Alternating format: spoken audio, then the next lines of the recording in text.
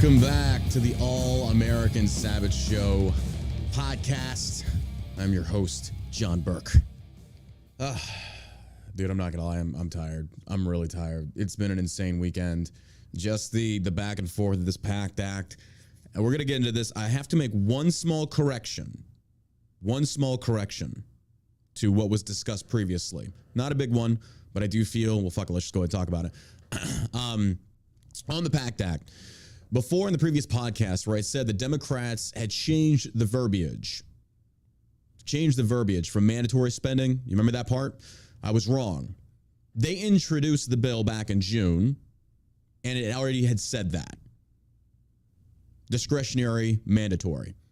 So essentially, once again, for those that don't know, discretionary means kind of it has to go through the Appropriations Committee, but essentially it can be spent on realistically anything they want. They say they won't, but they can. It all comes down to a vote. The mandatory spending says this is what it must be spent on in this time frame. Discretionary is different. It's up to the Appropriations Committee, has to go through them. And when people are sitting there arguing about this, saying, well, the Appropriations Committee has to approve it anyway. Well, also, if you look at the actual Appropriations Committee and who sits on it, right now, it is at a 33 Democrat, 26 Republican representation. So go figure. So I do have to make that slight correction. So the bill as it stands, we're currently waiting for it to be amended and changed. That's what Republicans are pushing on. And I agree with them. The premise remains the same. It's just that the bill actually never changed. It was promised they would change. That's what Ted Cruz is saying. I've talked to Crenshaw. He said that's what was said. They said, the Democrats said they would promise that this would be up for change. It hasn't changed. That's where we're at. So the bill was never introduced physically showing mandatory versus discretionary. It's always been discretionary. They want it shifted back to mandatory spending.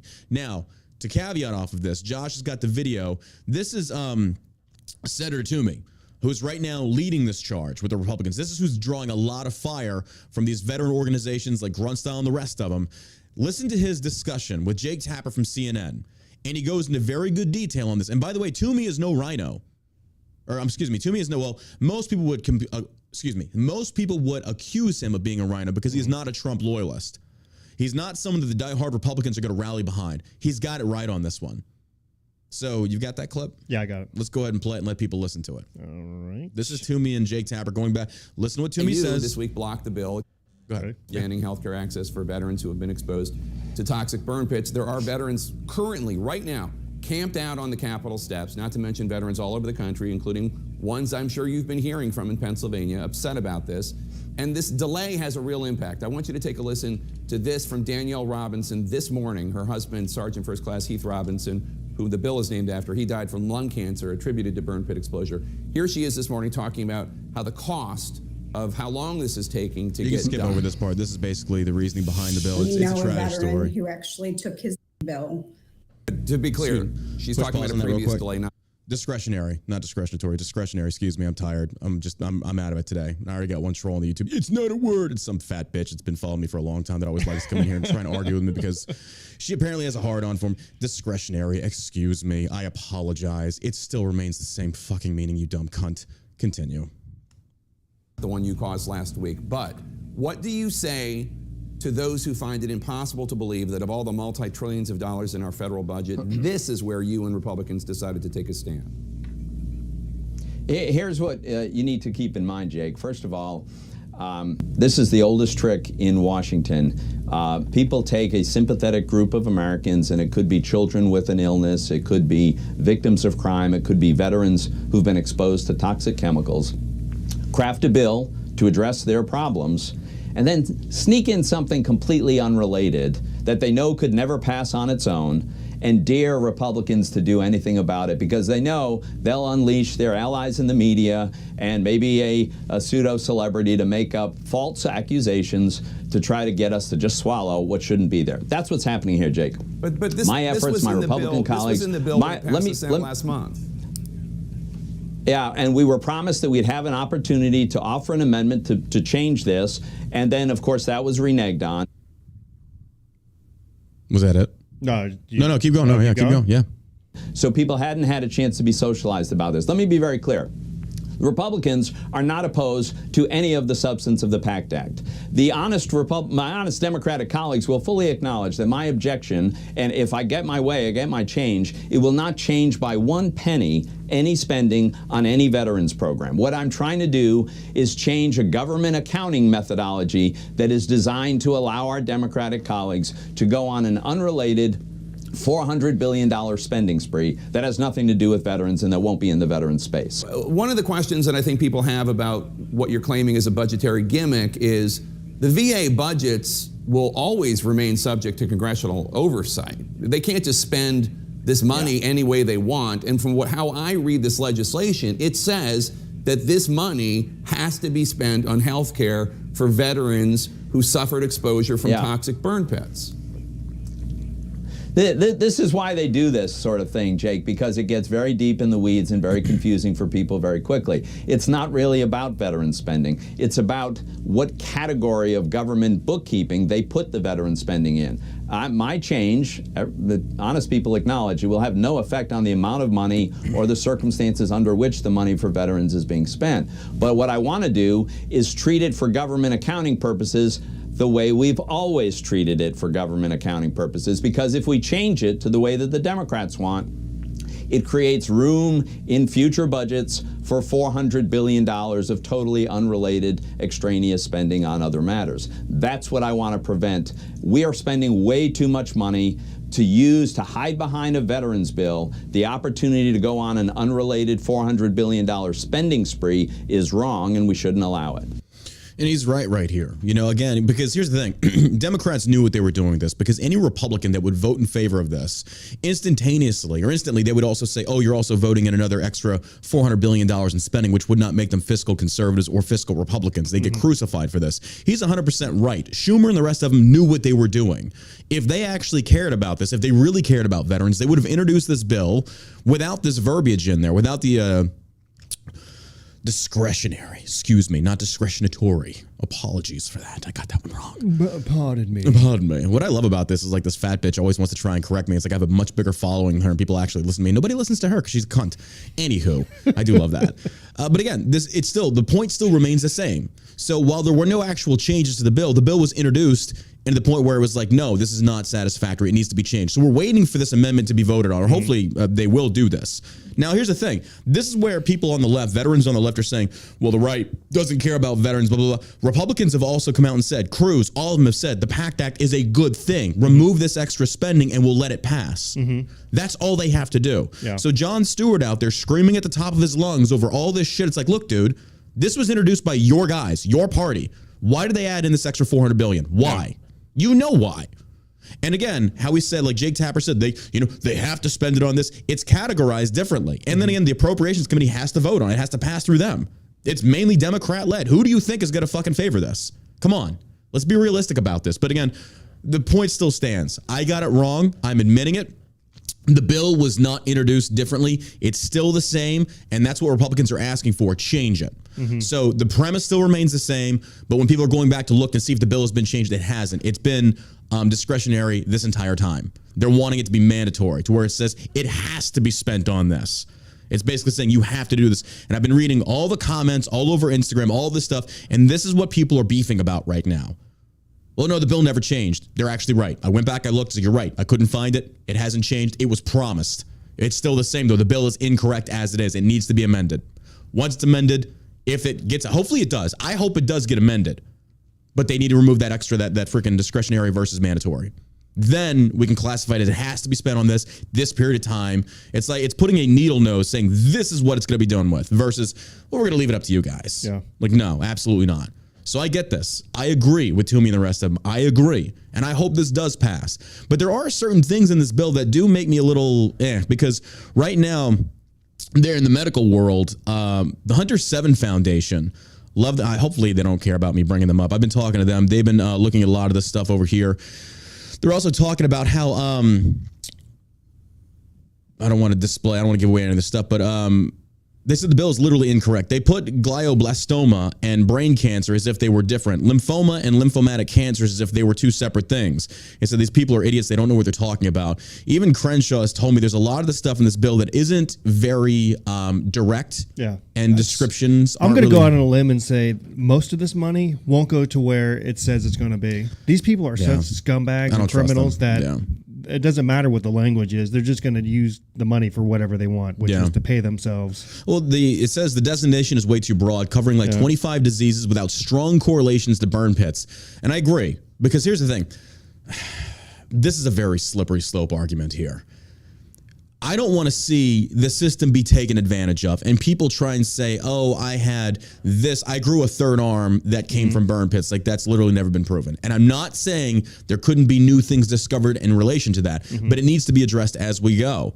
And then there's also covering AOs that would never had burn pits. It's weird. But that's the other part, is kind of like, why are there AOs where there weren't any like massive burn pit exposure, nothing like that? And that's also kind of like, I think they're trying to cover, they're being more generic with this bill versus precise. But I will say, at least we're fucking getting something. But again, Democrats need to remove this fucking discretionary, excuse me. And I keep making the mistake. It's not garnish, it's garner. They garnish followers. No, it's garner. I fuck that up every time.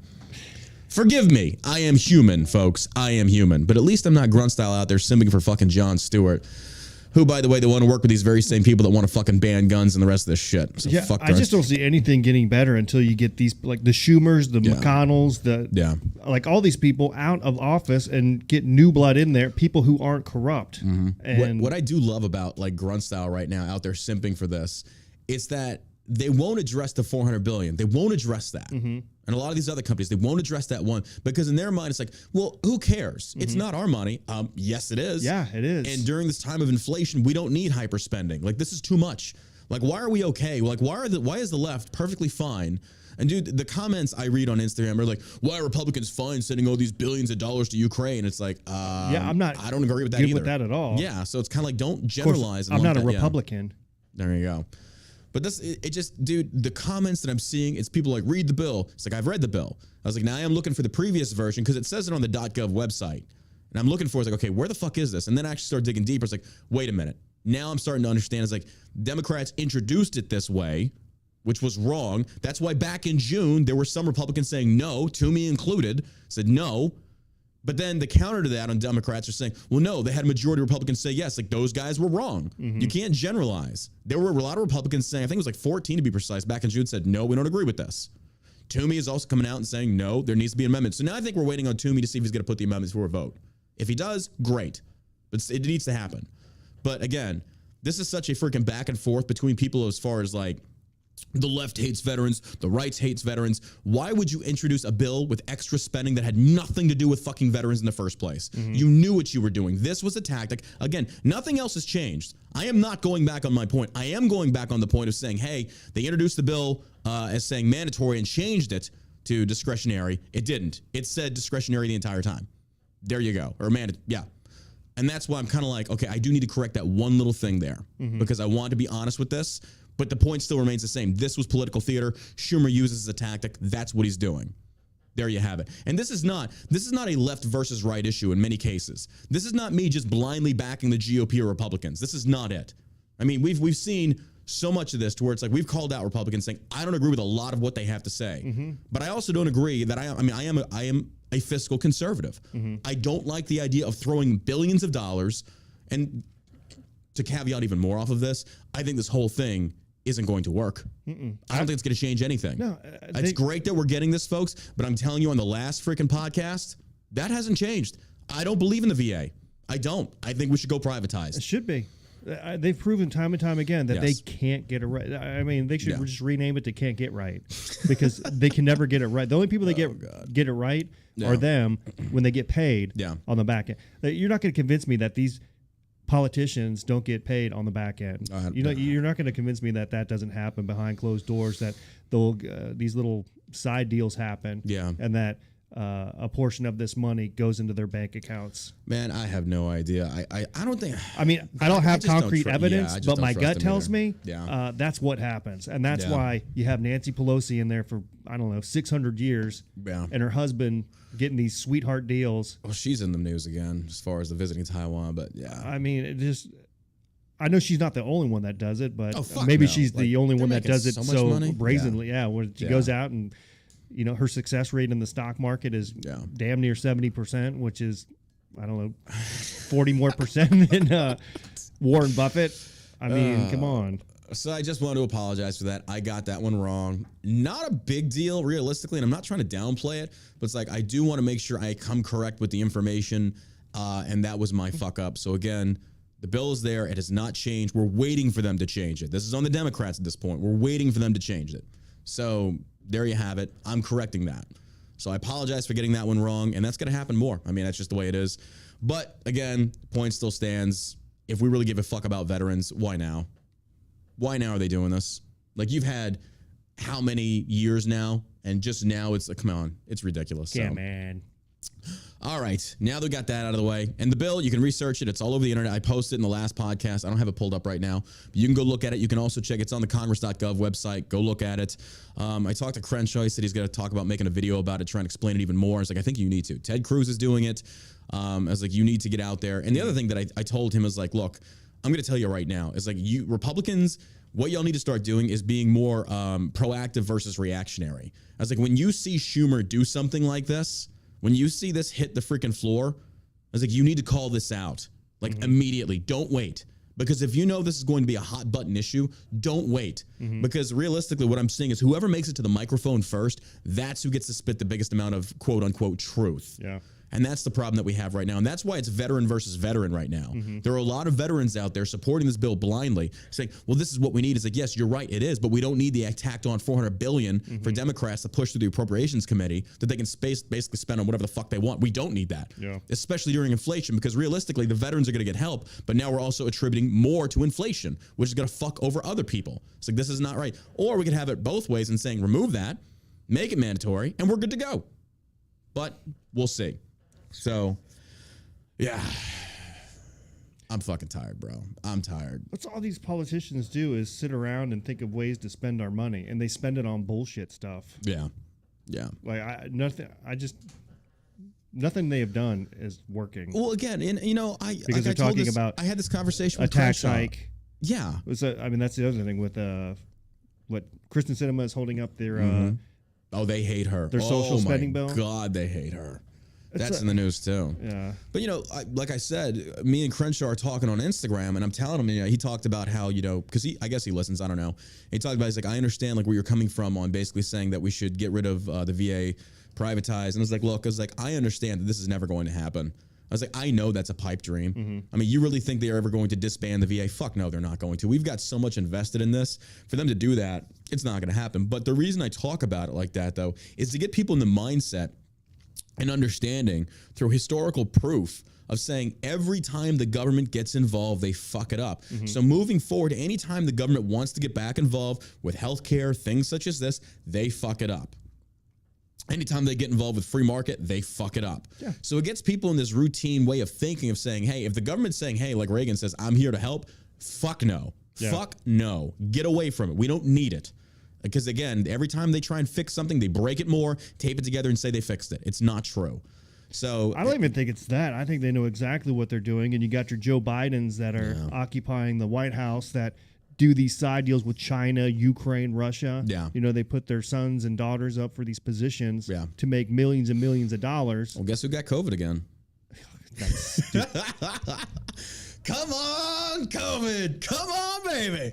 It's true, ladies. It is true, ladies and gentlemen. President Biden, after he just got cleared like less than a week ago. How does that happen? Wearing a mask, gloves. Yeah, I thought isolated. I don't think he was ever cleared. I don't think he ever actually got rid of it. I don't. Think about who. Like, okay, so I know this is anecdotal as hell, and I'm just throwing this out there. Have you met anybody that caught COVID back to back? I have not. No. I'm not saying it doesn't happen, but you got to think the White House, the president of all people, would probably be the most protected. How the fuck is this dude catching COVID back to back? I'm putting that out there. I don't know. Well, apparently the 15 vaccines he's taken hasn't worked, so and the mask that he's wearing doesn't work. Come on, man, just get your 113th booster. You'll be all right, man. Talking about the symptoms weren't as bad. Yeah, Jesus. My second time, the symptoms weren't bad at all. His second time, he was on a fucking inhaler. No, was that the first time? I don't know. He'd already had it once before, hadn't he? He's almost 80 years old. Yeah. I mean, this guy, he's got dementia. Yep. COVID, I mean, it's just one of the many things that's probably wrong with that sick pervert. All right. Well, thank you for tuning into the show. I wanted to segue with that, or I wanted to segue into the main show. I wanted to lead with that just so we can get that out of there. Because again, if I get something wrong, I do need to correct it. That's me correcting that aspect. Now, again, it's a tiny little thing, but it's still truth is truth, lies are lies. That wasn't true. That's my fuck up. I'll eat that. I'll take that one. That's what she said. So again, there you have it. That's what we're waiting on. Mandatory versus discretionary. Not discretionatory. Discretionary. Planetarium. I fucking love these trolls that like try and come after me. It's like, you know, the more that I sit and I think about it, like I got to pull off of social media. I got to stop having these internet beefs. That Jaina, she came after me again. And I love my friends, but I had to tell them, like, stop sending me her shit. I don't fucking care. And she makes another TikTok. This Janae, whatever her fucking name is, after I already crucified this bitch. She makes another TikTok. And I didn't see it, but I saw a screenshot. It's basically her with her fucking tits hanging out about this is what happens when I block people and a grown man throws a temper tantrum. And I'm just sitting there and I'm like, and I shared it to my Instagram stories. It's like, this has gone by for days. Like, how are you still talking about me? Is your husband not fucking you good enough because you're still thinking about me, Jaina? Is that what it is? Do you need some dick? Is that what it is? Like, are you trying to get my attention because you secretly want to fuck me? I don't blame you. I'm a good-looking son of a bitch. I mean, you better be grateful. Thank your lucky stars I'm not gay because I'd probably steal your husband.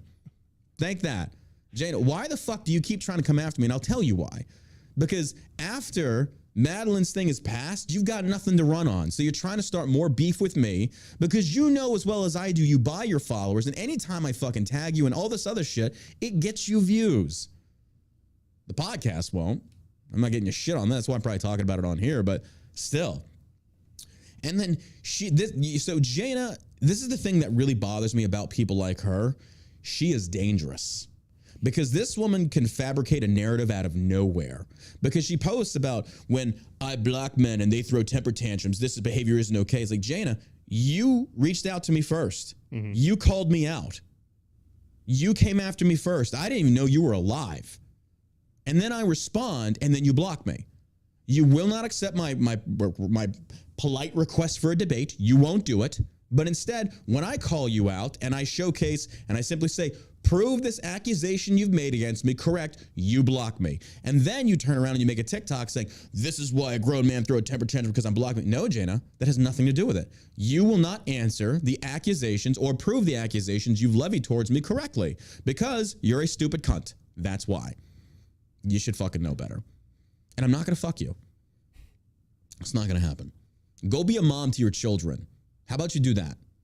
How about you focus more on that and less on TikTok drama? We got way bigger issues to deal with. Way bigger issues to deal with. PACT Act being one of them. And you want to like, this is what happens. It's like, who the fuck do these little veteran fucks think they are trying to come after me? I'm like the King Daddy veteran of like savagery.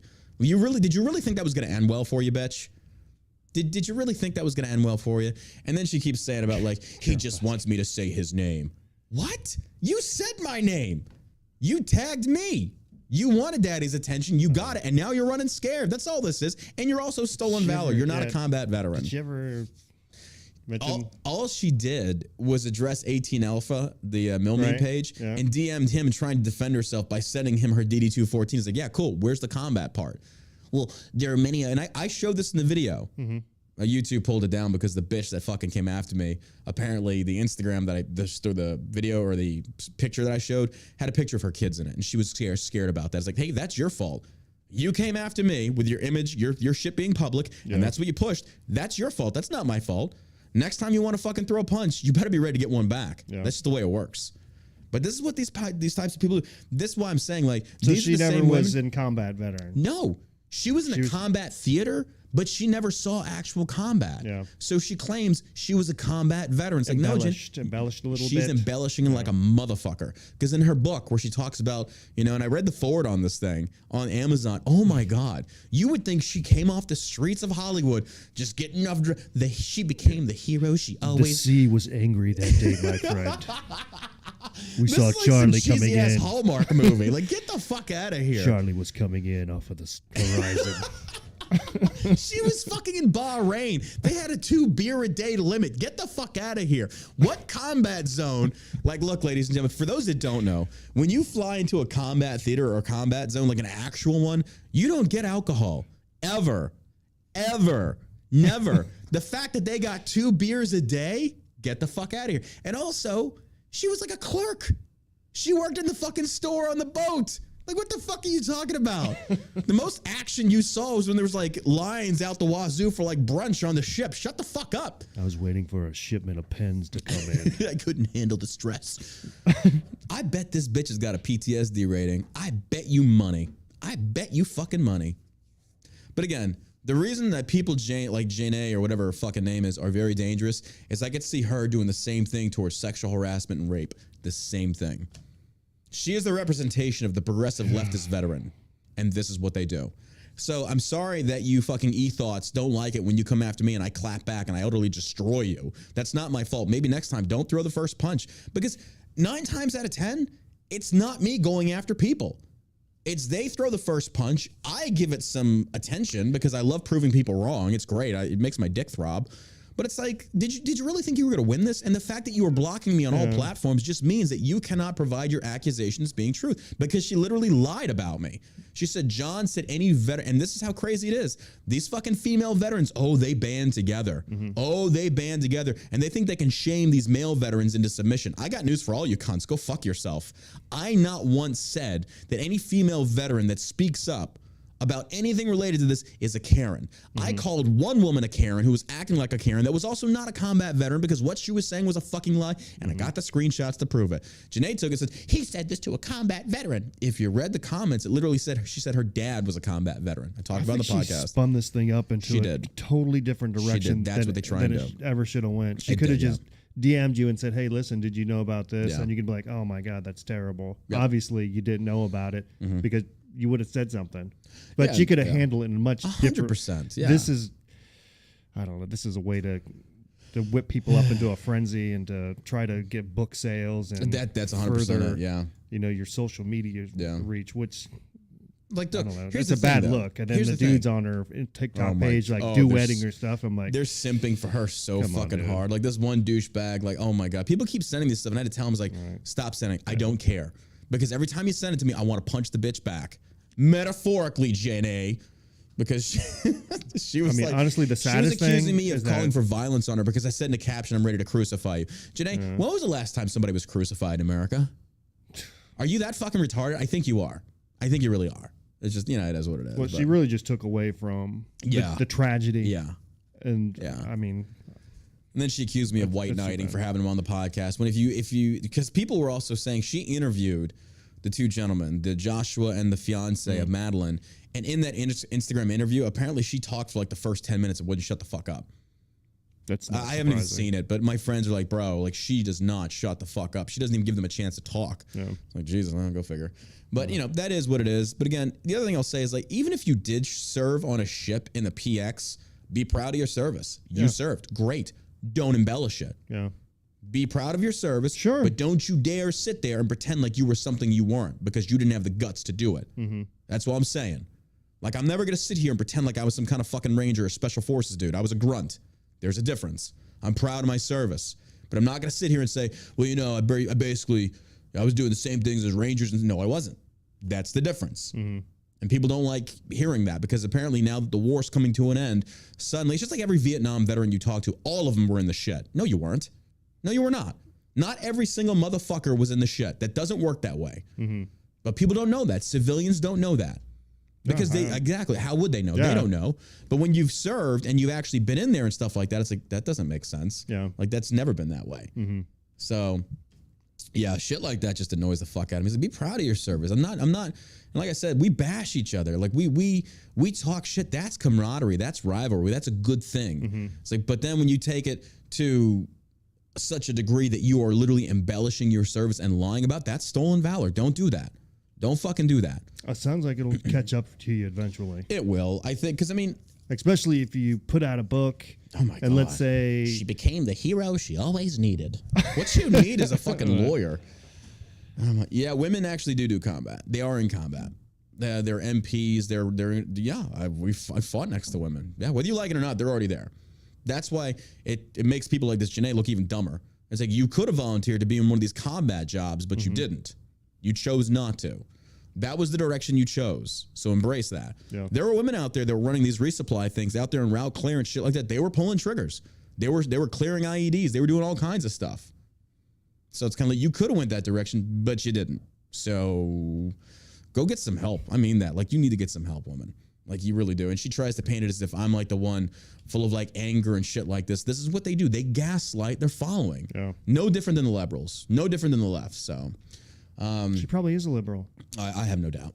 I mean, so who cares? She was on the streets of Hollywood at the ripe young age of 16. Janae, I joined the Army when I was 17. I'd already gotten kicked out of my house. Shut the fuck up. Look, I had a paper out in the 3rd grade.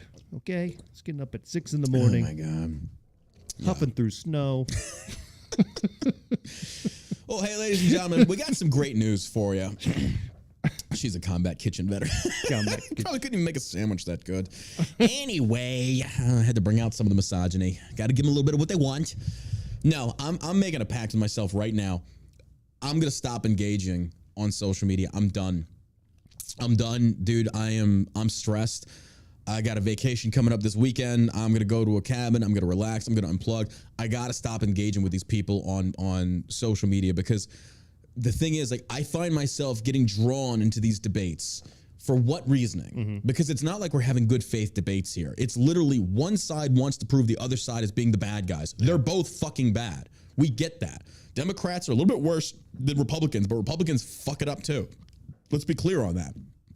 But at the end of the day, I had a friend of mine, Pete, who actually came on the podcast. This is years ago, and he told me this. He's like, every time you pick up that phone, every time you engage in that debate on Instagram or Facebook or whatever, it's like you are taking away time from other things you could allocate your attention towards that would be way more beneficial to you. And he's 100% right, because I'm literally arguing with somebody from a fake profile that who knows where the fuck they're from. And what's the ultimate goal? To change their mind? When in these debates have you ever changed anybody's mind online? Yeah, never. What's the point? Yeah. And for me, it's like, it's that natural fucking fighter. It's like, motherfucker, I got what's coming.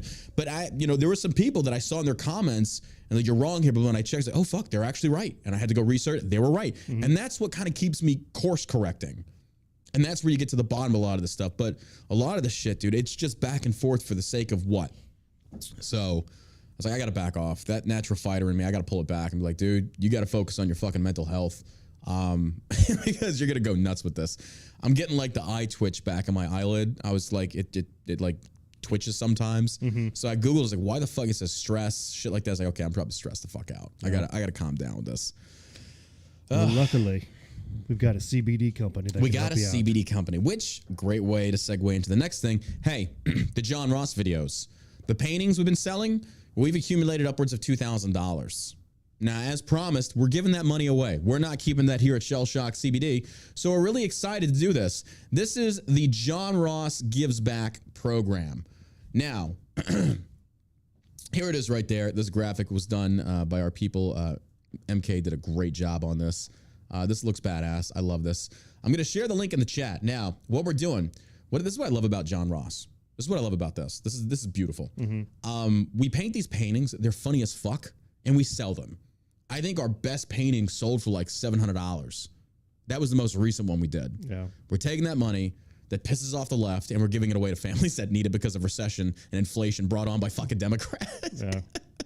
We had some trolls, though, that fucked up the eBay bidding. Yep. They intentionally did that. That's why we stopped doing it on eBay. Yeah. So But here we go. This is the link. Now, look, the purpose of this, it's a giveaway. We're giving away the money to 4 different families. Let me read for you the little blurb here.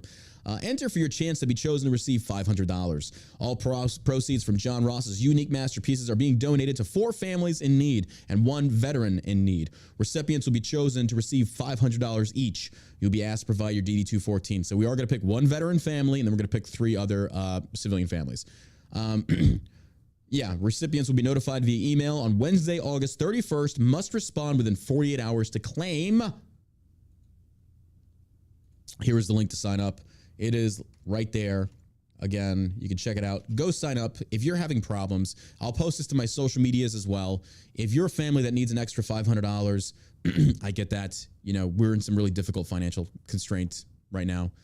And we're doing our best to try and give back to the community, give back as much as we can. And this is just fun. You know, it's fun. We paint these paintings. You know, I have, like, there is no skill in this. Like, everybody's like, because somebody told me, it's like, you know what? You should actually start taking classes and make good paintings. I was like, yeah, but you know how difficult. What the fuck does that supposed to mean? You said they're not good? I think he did, that son of a bitch. That son of a bitch. So, there you go. Yeah. That's what art is. Art is what you perceive it to be, right? It is what it is. So there you go. You can go sign up. But, you know, if you need the money, tell us in the thing. We're going to read as many of these submissions. Tell us what your situation is. And this is the honor system. I mean, if somebody says that, hey, I'm going to die tomorrow, whatever, it's like, yeah, I know it sucks, but we have to believe people. So we're going to choose that, and we'll post the recipients, all that stuff. Go sign up on the website. We appreciate there, or go enter in if you're wanting to receive that $500 giveaway. So, do we take Bitcoin? No, I don't think we do.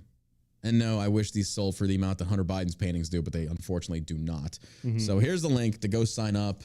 If you have some friends in need, like maybe you don't need the money, but you have a friend that does, go share the link there. This will be posted to my Instagram and my Facebook. You can check it out. I'll also post it to my Twitter at Sergeant Savage, Instagram at John Savage Burke. You can check it out there. And then here on Twitch, YouTube, and Facebook. So if you have a family in need, shoot them the link, have them sign up, and then fill out as far as the why they believe they need the money. Yeah. And so we'll do our best to go through all these submissions and pick out, I hate saying this, but the 4 worst ones and give them the money. We'll post about it, provided they're okay with us posting them. Yeah. I'm not going to give away their personal information. All your information is kept perfectly safe. Be cognizant of that. We don't sell it. So there you go. But we appreciate all that love and support, guys. And the ability to do this, like these great fun things by like having fun, trolling the left, and then raising money for a good cause. And even if they're a liberal family that applies to get this money, I don't care. We'll give it to them. I'm not going to be that stingy. So there you go. There you go. Your paintings are not money laundering. That's why they're less money. It's true. It's true. So once more, there's the link for the viral sweep. You go check it out. That's how we do this program, and you can enter to win. So, all right. How was your weekend? It was good. Good. Took the family to for some authentic Italian food. We're at Olive Garden. I saw that. Josh posted his Instagram stories. He didn't tag me. I should have. You should have tagged me. And then I went and I looked at him, and you're sitting there like, oh, this is good Italian food. He pulls the breadsticks out. I'm just, okay, so let me just clarify.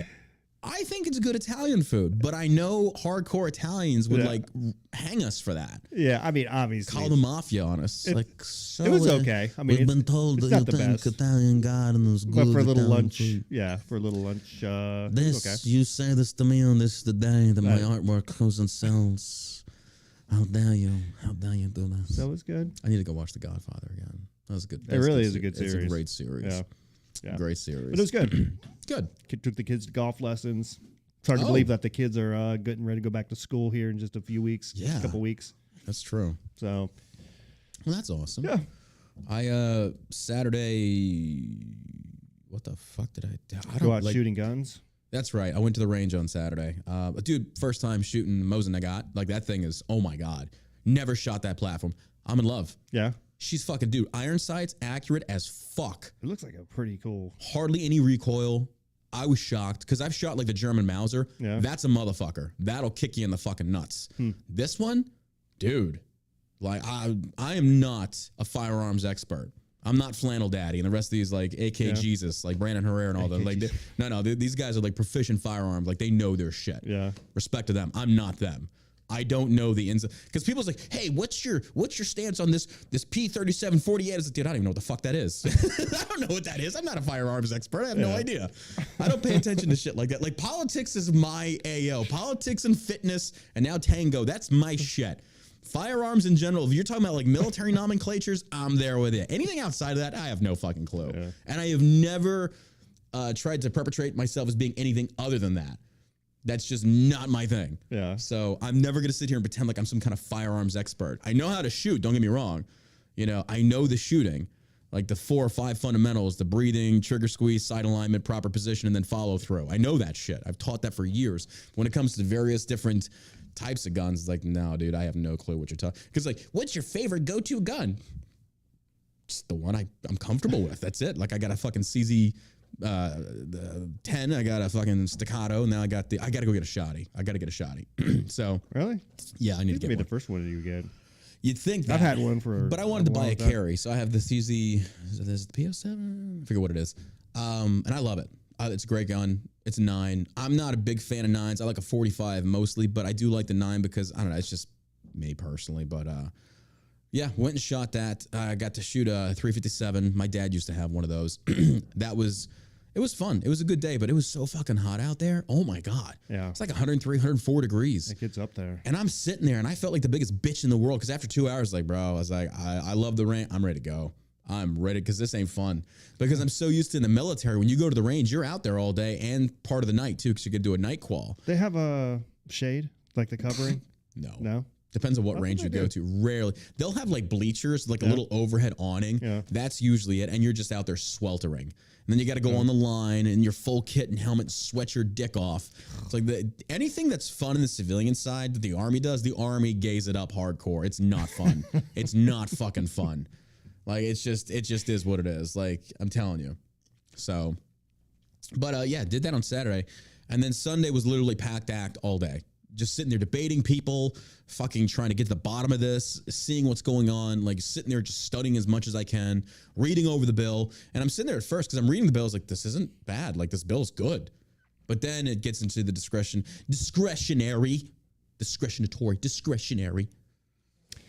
I just cringe anytime they come out with a new bill that is going to spend more and more money because I just know it's not going to go to what they say it's going to go to. And that's the thing, though. I'm gonna be interested in seeing how this actually helps. If this actually helps, I've lost 100% of faith. I don't think it's going to help at all. I do love how Grunstyle tries to come out and say that they care about veteran health care. It's like, but your CEO Dan Alric, when y'all shit canned him, you wouldn't even help pay for his health care with his wife with cancer. Yeah, that's interesting, but whatever. Okay, weird. So and then had Tango Sunday. Yeah, I had like 4 hours of Tango. I was already brain dead when I went to that. Dude, you said they wanted to go out at like midnight? Well, we had a performance last night. It's a performance, not actually going as to perform. Because we have a group that does performance, and I'm a part of it, and I love it. It's a lot of fun. But it was at the salsa place, and it was at midnight. Because apparently that's when the salsa community at that club or that place, that's when it really picks up. Well, that's when there's the most people there. And I'm sitting there at 38 years old. I was like, midnight? Bro. Ugh. So by the time, and my partner couldn't make it either. So I was like, I'm not gonna go. I can't. I'm too fucking tired. So that was fun because like I'm in level 3 right now, and there's like 4 levels. So I go to levels 1 and 2 to help other people, and plus it's great to refamiliarize yourself with the basics every single time. It just makes you better, and I love doing that. It's a lot of fun. But like yesterday, so this is what I was gonna tell you before the show. So they have these tango parties. They're called milongas, okay, and they're all over the world. And it's just literally you rent out a space and you play tango music. There's some drinks, there's some food, and you just dance with random people. You just dance. It's a fun dance party, but it's not like a club where it's like, it's not like that. It's tango. So, and you got to know how to dance before you even go to these things. Like a lot of these tango instructors say like, you can't even go to any of their milongas until you're like level 2 or 3. Like you can't go because you're going to represent your teachers in a bad light because there are certain etiquette rules that you have to follow when it comes to this kind of stuff. So we went to Tango, we went to the Milonga, and I'd been practicing for a performance a few weeks back, and we share a space with ballroom dancers.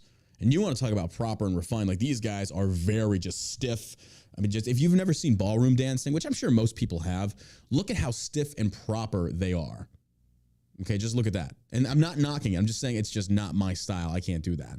Because tango is way more sensual. It's different. It's moves. It's not as like crazy hip based as like salsa, merengue, bachata, and all that. But I saw this guy practicing with this girl, and they just got done. I was like, man, I was like, that was beautiful. That was incredible. Like, because they were rehearsing for one of their performances. Like, it was great. And so I ran into him again at the Malanga, and I was like, hey, what's going on, man? It's like, cool to see you. I didn't know you did tango. He's like, yeah, I've been doing tango for like 6 years. Like, oh, fuck. I was like, I just saw you doing ballroom. He was like, you should try ballroom sometime. And I was like, not my thing. Anyway, cool, dude. And I was like, hey, if you're interested in coming, those are my instructors over there. Go give them a shot. And he's like, yeah, cool. So he shows up. He thinks I'm gay. I'm going to be honest with you. The whole story sounds a little bit gay. Sounds like a breeding ground for monkeypox. Oh my God, dude. No, you fucking didn't. So this is a whole new experience that I'm now having to deal with, because in the dance world, there's a lot of gay dudes that dance. But in tango, not so much. Uh-huh. But it's different, and I'm not knocking it. It's really nice, dude. Don't get me wrong. I'm not making fun of him. But I've never been in that situation, because my coach is like, I think he thinks you're gay, and he's going to try and like hit on you. And I'm like, I'm flattered, but I don't want to give the wrong impression here. It's like, well, you're already dancing. You already talked to him about ballroom. I was like, maybe put your penis away, John. If I suck his dick, does that make me gay? I hope it doesn't, because I already did now. Sitting there putting off the wrong signals. It does. Oh, no. Did you? Okay, completely unrelated. Did you see this thing circulating now with this one douchebag on TikTok is saying that men that have anal intercourse with other men doesn't necessarily make them gay? Because it's a transaction. They're just trying to get off. And I'm like, dude, that makes you pretty fucking gay. If you're fucking another dude in the ass, that makes you gay. I'm just saying. It's a gay transaction. It's a gay transaction. Yeah. That's pretty gay. I'm going to give you my seed right in your butthole. But that's what they're trying to do, to manipulate this whole monkeypox is coming from the gay community, to try and pull in the heterosexual community. It's like, y'all are some sneaky ass little motherfuckers. Anywho, yeah, so now I got to do, like, I'm trying to figure out how, because I'm talking to somebody now. I was like, how do I make it apparent that I am not gay without like just being, hey, bro, I don't suck dick. Sorry, you know. So, no, he was a really nice dude. He hasn't hit on me. He hasn't done anything like that, but I'm kind of like, fuck, I don't want to give the wrong impression. Like, I don't want to, I don't know. I would say it's flattering. I mean, oh, it is. You don't like, a good-looking gay guy is not going to go after some scrub, right? So, compliment. I guess. I've never been in this situation before. Well, I mean, I have, but not. The thing is, I don't want to make it weird, because we are in the same dance class, and I get along with everybody. Like, we have a really good community, and I don't want to be the reason that drives a wedge in between anything. So, yeah, I got to figure out a way to kind of be like, oh, sorry, dude, I like vagina. It's just my thing. Maybe just wait to see if he actually hits on you. Well, the next time I'm sucking his dick, I'm going to tell him that. You know this isn't going any further, right? Don't think I'm gay. This is just a transaction. It's just a transaction. I'm not gay. No, he's a talented dancer too, man. Oh my God, the moves that this guy has. Oh my God, that sounds really gay. Fuck, I get it now. I get why he's not gay. Yeah. Oh, the situations you get yourself into, John. The situations you get yourself into. Yeah, I guess it's just a different audience from shooting guns to... Bro, I'm a fucking Renaissance man. Malonga. Saturday, I'm out there like blowing fucking around. Oh, man. By the way, I should really finish that. Blowing rounds and targets. Blowing rounds and targets. Oh, my God. I really got to finish. I'm horrible at this. No, that Moise on the guy, I was shooting roughly at almost 100 rounds standing unsupported. Bro, hitting right where I was aiming. Iron sights. Because apparently this is a very commonly used sniper rifle. I get why. I believe, now correct me if I'm wrong, I believe it's a 7.62 caliber. And this thing is just like, you can drive nails with this motherfucker. I've never seen a rifle like that good. I've shot the M24. I've shot a lot of them. This one was it was incredible. So yeah, 7.62 by 54. Okay. Yeah. Thank you. We should, when it cools off, go shoot some video of it. Absolutely. Well, it's my buddy. It's my dance coach, Mark. He has the Moise on the God. He had I didn't even know this thing existed. It's a shotgun, one barrel on the top, two at the bottom, and each one, it has two barrels that you can select from which kind of round you want to load into the main barrel. And so at that range, you can only do bird shot. But you can do slugs, you can do anything, and you just switch the novel, rack it, and there you go. It's like, holy fuck, that's badass. I think he paid $600 for it. I'm like, dude, Like, I love this. Like, this thing, this is what I need for home defense right there. I don't want a 9. I don't want a 45. I want a 16 gauge that's going to put some holes in that motherfucker. Like, I don't even have to make sure I'm like just in the vicinity of where you're at and I'm going to clip your ass. Yeah. That's it. And plus, the psychological fuckery of just, I know. Like, you're going to shit yourself. This isn't my house. What is that type of rifle or shotgun called, guys? Like, square me away on this one. Yeager said he paid $100. That's like crazy. I need to do that though. I need to get myself one of those. But he said he paid about KS12. That's what it was. KS12. Thank you. Yes, bro, totally worth it. Sounds like a boy band. It sounds like a knockoff of Eminem's D12 or a failed vitamin. I don't know. Maybe. But hey, and real quick before we get into the news, I received some fan mail, and I know they're listeners to the podcast. And I wanted to tell these people that write me these letters with romantic interests. I wanted to say, number one, thank you. I am very flattered. And I mean that from the bottom of my heart. I'm really not helping my heterosexual fucking premise here at all. I'm really not. Even I would think I'm gay if I'm looking from the outside. Looking like, wait, you like the theater, you like tango. But then it's like, wait, you were in the army, you like to shoot, you like fucking working out. But working out can go either way. I mean, there's a lot of gay people that love working out and stuff. I don't know, man. I don't know. Am I gay, Josh? I don't know. I mean, when we have sex, do you feel like does it feel like gay sex? I feel like it's more of a transaction. Okay, that's fair enough. Then we're not gay. Yeah. No monkeypox here. That's how you do it. That's how you don't catch monkeypox. As long as you're heterosexual and you're having gay sex, you're fine. You're protected. You're good. Mm-hmm. You're good. But the fan mail? Yeah, that was very sweet. It really is. Yeah. And I want to say thank you. But I'm not interested, but I do appreciate you writing me these very lovely worded letters. One lady even included a picture. Thank you. I mean that, but then, she wasn't, they weren't inappropriate. No. And I sincerely, from the bottom of my heart, I do appreciate that. I read your letters, by the way. I did. I would never, disclose the information. No. Yeah. I'm not going to do that. No. But, I don't want them to get their hopes up. I just want to be open and honest about that. I'm currently talking to someone, so I do appreciate that, and I mean that. But also, I'm not going to date somebody that writes me a letter. So you just don't know. I've done distance dating. It's very. I'm not doing it anymore. It's just not worth it. So, yeah, I'm only gay on Wednesdays. Yeah. Dear John, I wrote you, but he still ain't calling. One of the ladies actually had referenced that. That was like, at least she has a great sense of humor. That was really sweet of her. So, but I just wanted to let them know. I know they're listeners to the podcast. Yeah, so I think they it's share really it to their cool. family. Thank you. And I mean that. Thank you very much. See, I'm not an asshole all the time. Time out of their day to sit down. Yeah. And these were handwritten letters too. Yeah. Isn't that crazy in this day and age where it's like a handwritten letter is the equivalent of like getting a parchment to quill? It's like, oh my God. Yeah, it really is. And they actually have really nice handwriting, which made me feel bad about myself because my shit looks like chicken scratch. It's bad. No, it was just, again, from the bottom of my heart, thank you. That meant a lot to me. And if you want to write me, hey, feel free to write me. I do appreciate. I will read your letters. I'm probably not going to respond, but thank you for that. I did read them both.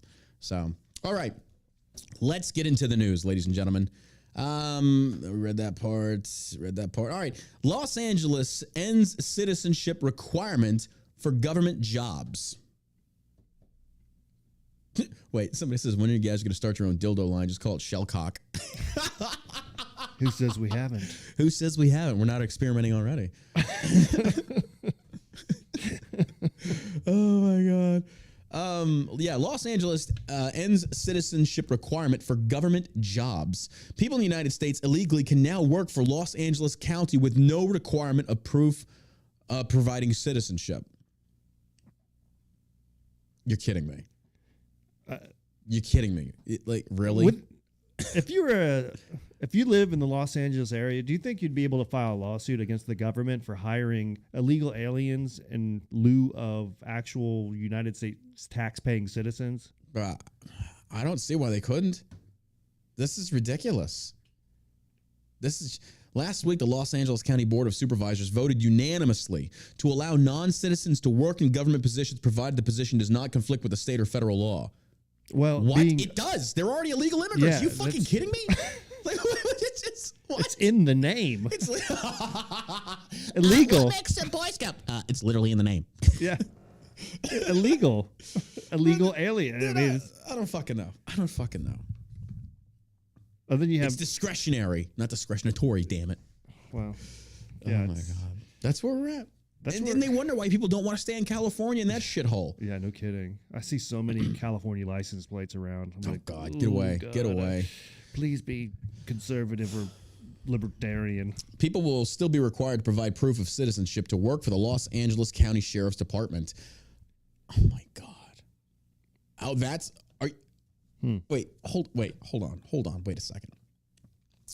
People will still be required to provide proof of citizenship to work for Los Angeles County Sheriff's Department. But you're saying those that can dictate policy of how those departments are to operate don't have to be citizens? Yeah. What fucking sense does that make? Now, again, they're going to counter that as like, well, they can't be in any job that's going to influence any kind of policy making. Bullshit. Bullshit. Don't shit down my neck and tell me it's raining. That's not gay.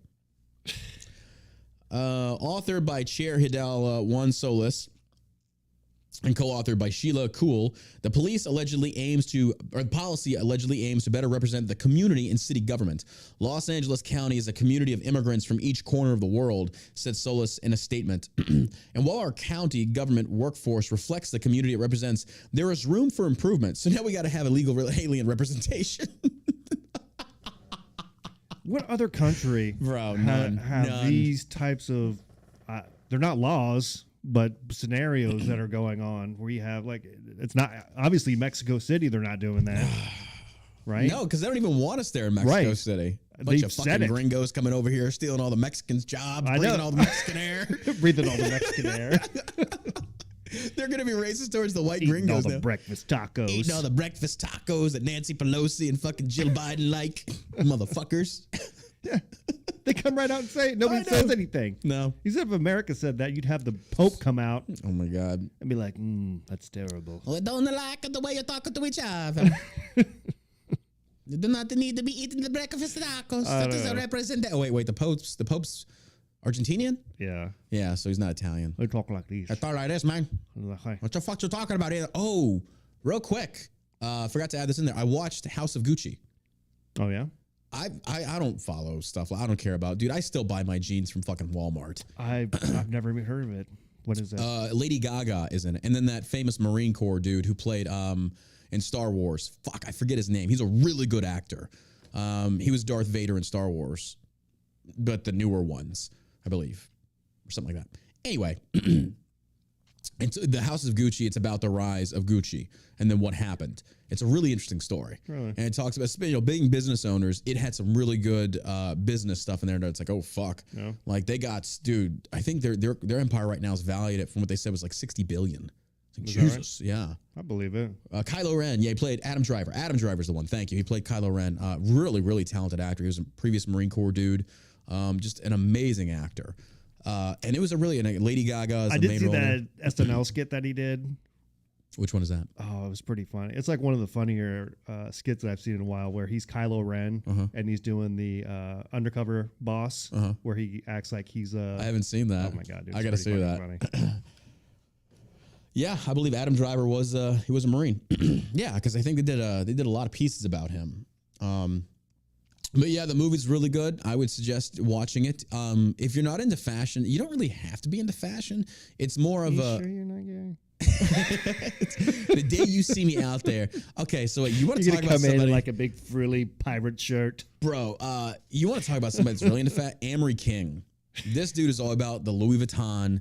I've never given a fuck, and I'm not knocking that.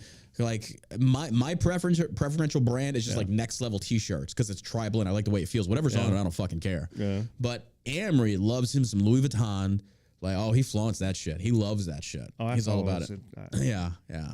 He's into fashion. He's into fashion. Me, I don't personally fucking care. Like I wear half the time I'm in blue jeans and a shell shock t-shirt. Of course, he also walks around in his videos with his shirt off. That's true. I mean, that's true. But I mean, don't we all? No. You don't walk around your house with your shirt off? Well, not in video myself. Oh. He's like making posts and shit like that. Yeah, but he does funny stuff. Amory's hilarious. Amory is really good, dude. His Twitter is fucking straight fire. Yeah. I love, anytime I get a Twitter account banned and I create a new one, he's the first account I follow. Because that guy, he trashes the left hardcore. I love it. So, but yeah, it was a good movie. It describes what happened with the House of Gucci, and you know, I think anybody knows this, but there are currently no Gucci family members still in that company. Really? Mm-hmm. There are no Gucci family members still in that company. It's pretty fucked up. Like McDonald's. I didn't know that. Did you ever see the movie? I think it's called The Founder. Yeah, it's really interesting. Oh, is that the one with Michael Keaton? Yep. No, I didn't see that one. But didn't somebody say that? Ruthless. What was it? It was something about how McDonald's is actually don't own the land. I forget what it was. It became about real estate. So Yes, it goes yes. back to Michael Keaton is like a blender salesman, and he has this company out in California that are, I think it's California, but they're they keep ordering more of these machines from him. So he goes out there, he's like, I got to see what's going on out here, and he sees their setup, and it's McDonald's, and they're cranking out hamburgers and all this shit, and so he gets this idea to franchise it, and they're like, we've tried, and so he basically takes over their whole operation, and then they get kicked out of their own company, like even lose their name. I don't think they made any money off of it. What? Yeah, Oh, it's like that's sad. at the end there, he's supposed to get like $1 million, and this is, I don't know, back in the 60s or whatever, but he ends up screwing them on the entire deal, and he owns all the land that the McDonald's are on. So it's pretty hardcore stuff. Yeah, business is like... Yeah, I'm like, maybe I'm not going to eat McDonald's today. Dude, I don't eat there anymore either. Their burgers are fucking tiny. It's ridiculous. Even Whataburger. It's hard to find a Yeah. good McDonald's where my everything God. comes together. Like the fries are good. Yeah. Because the Okay, kids so no, loves chicken nuggets. Yeah. Okay, so McDonald's fries are usually the best. Yeah. I'll give them that. But their burgers are ridiculous. Most people's hamburgers now have gotten so tiny. Yeah. It's like, you got to order 3 of them even to get the equate to what it was one back in like the 90s and the 80s. You know, I don't get the In-N-Out burger craze. I passed one yesterday, didn't think it's and that- there was yeah. a line like 15 miles long. I'm like, is it that good? Like, their fries taste like styrofoam to me. I don't like the potato way or the potato waffle fries. I'm not a fan of those. I just don't get it. Like, it's okay, I guess. I don't It's know, not the but greatest, yeah. But I don't even eat McDonald's anymore because now the one place I will still eat is I will still eat Whataburger sometimes. Yeah. Even their burgers have shrank. But the one place that I will always love to go is the Wendy's Baconator. Love that one because it has the pretzel bun. Oh my god. Oh my god. More bacon. More bacon. That's so good. So if you're in Dallas and you're a burger fan, Twisted Root is one of my favorite places. It's always Down in Deep the one-offs. It's never the franchises that make good food anymore, and that's why franchises get such a bad rep. Now, the one franchise that I will stick up is I like Dickey's Barbecue. I do. I don't think. Why do you hate them? I have never been to a Dickey's where it's been really good barbecue. Really? Yeah. I mean, I know Buc-ee's has really good barbecue. I don't know. You know what? Their wings are pretty good. Dickey's? Yeah. I didn't know They made them. smoke wings. I didn't know They're that. pretty good. Oh, I didn't know they did But that. I like to make my own wings. If you get an air fryer, you like chicken wings, I'm telling you, dude, it's super easy. I don't cook enough. I just bought a water. Okay, so I was on TikTok and there's this dude on there. He's called like Angry Chef or something. And all he does is rate other people's cooking. And he does it in a very funny manner. Like, I love this dude. He's like, he's an asshole. I was like, I totally connect with this guy. But he was watching this one and this got me so fucking turned on. This woman takes brioche bread, sprays it down with, I think it was like a little bit of olive oil, vinaigrette or whatever, brie, turkey, and I forget what else, and puts it in a waffle maker. And so I added strawberry preserve to it. Oh my God. It was fantastic. Was it good? Oh, it was amazing. It was amazing. I'll tell you, it's So that's the last thing I bought. I actually went up to a Walmart and bought like a cheap ass little waffle maker. But I was like, I need to get an air fryer. I was like, I don't cook enough. I would never cook anything. it's nice just to have just for those things. I mean, you can cook salmon in and other shit, but I was just, my kids love these chicken wings. Oh yeah. Well, I And mean, it's You take them. I use some of the grill your ass off spices, Love Jason's grill your ass off. and then douse it with a little bit of like a tablespoon of flour, and you just put them in the air fryer for like 20 minutes. Best wings ever. Up until like maybe 6 months ago, I didn't even know what the fucking air fryer was. Yeah, Everybody was like, you don't have an air fryer? I was like, I don't even know what the fuck that is. douchebag. Douchebag. No wonder you're fucking gay. Like, I'm sorry. I still put it in the oven like everybody else. My bad. So, I don't know. It's worth it. I'm not sure. I know what it is now. We got on that topic, but I'm hungry. Now I'm hungry. Now I'm hungry. There we go. China puts on military spectacle an attempt to scare away Nancy Pelosi away from Taiwan. The Chinese People's Liberation Army staged military exercises and published propaganda videos of various weapons, including an alleged aircraft carrier killer, on Sunday and Monday in anticipation of Speaker of the House Nancy Pelosi arriving in Asia and potentially visiting Taiwan. Pelosi landed in Singapore on Monday and has since met with its president and prime minister, bringing along a congressional delegation. Pelosi's office confirmed the delegation would also visit Malaysia, South Korea, and Japan. Rumors for weeks have indicated that Pelosi had long been considering a surprise stop in the sovereign democratic nation of Taiwan, defying the Chinese Communist Party, which falsely claims Taiwan as a rogue province and dismisses its government as an illegitimate separatist entity. Okay, I do have to ask this question. If that's how China feels, what's preventing them from trying to take over Taiwan? I think that's next on their list of things to do, right? Yeah, but I don't know, man. I think they're like, oh, I don't know. Look how easy Russia went into Ukraine. I was about to say, though, if they were going to do it, now was the time. Because, again, we have a weak presidency. Biden is not a wartime. I mean, Biden's not even a peacetime president. He's sure as fuck not a wartime president. No, he's a complete idiot. He's a moron. He's a bumbling idiot. Well, he's got COVID again, so fingers crossed. We'll see. I don't care. I don't give a fuck. I hate the guy. He's a piece of shit. So we're going to see what happens. So Representative Michael McCall, Republican out of Texas, confirmed to Breitbart News last week that Pelosi was planning to visit Taiwan and had invited him to join, though he was unable to due to scheduling reasons. Smart move. Like I said before, don't go with her. Because if she kicks something off, she's to blame. China said don't go over there. Now, I'm not saying that we listen to what China tells us to do. But when you've got a weak-ass president, maybe don't push buttons until we get like a good president in office that can actually handle anything kind of. Because do you think China ever would have said something like this if Trump was still in office? Oh, hell no. Fuck no, they wouldn't have. Absolutely. Oh, they right now there's some shit kicking off over in is it Syria? Oh fuck, who was it? I think it was. Oh man, there was some shooting going on in. Oh, man, I just saw the article. Where the fuck was it? I don't want to say Kosovo. I forget where it was. I'll have to look this up. Probably cover it on tomorrow's podcast. Is it Belarus?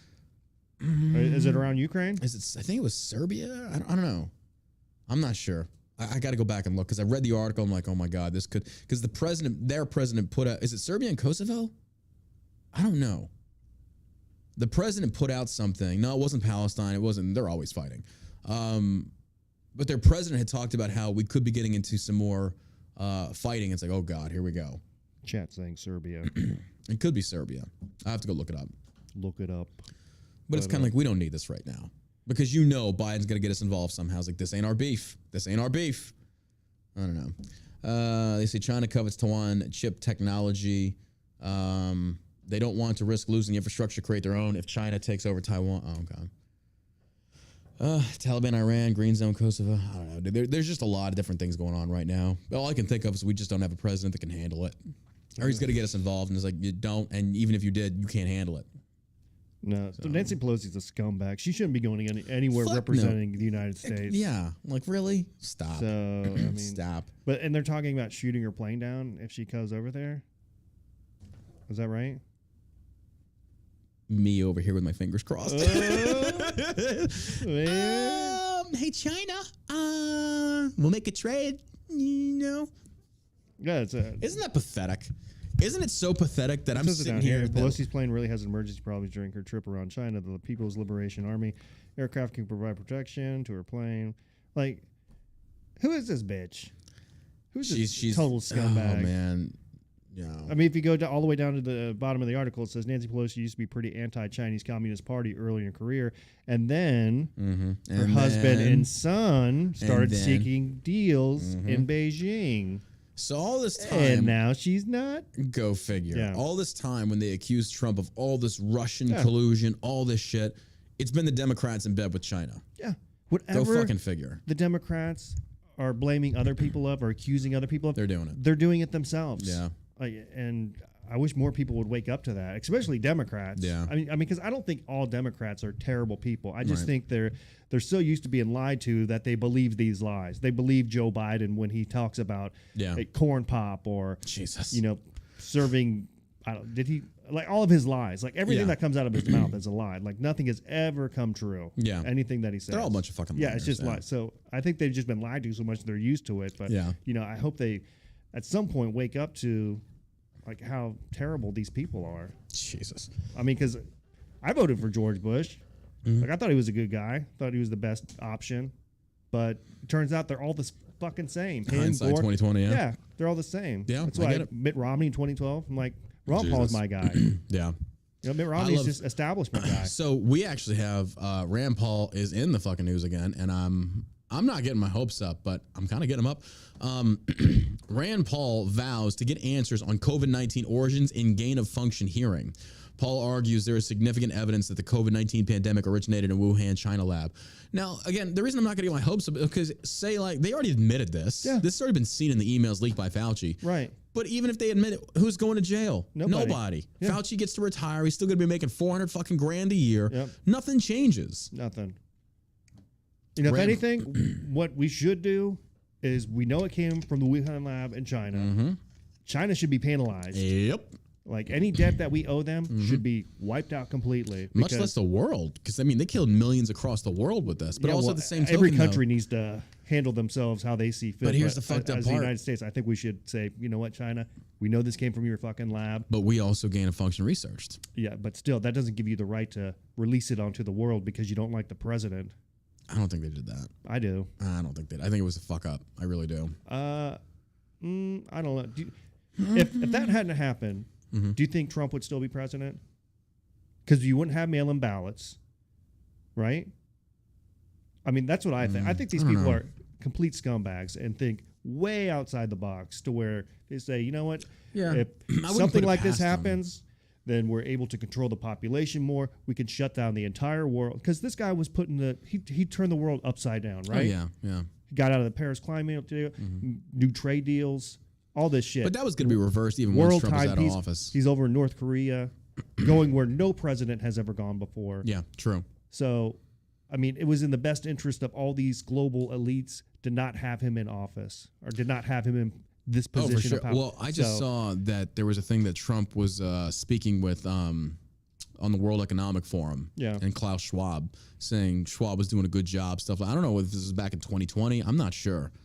But I think that internet dude, Anomaly, who I've talked to before, he did a thing on it. And it's kind of like, uh-oh. Like, he's a sharp. There's a lot of it's like, why the fuck very is Trump, sharp commentators. Yeah, but why is Trump talking to Schwab? Why?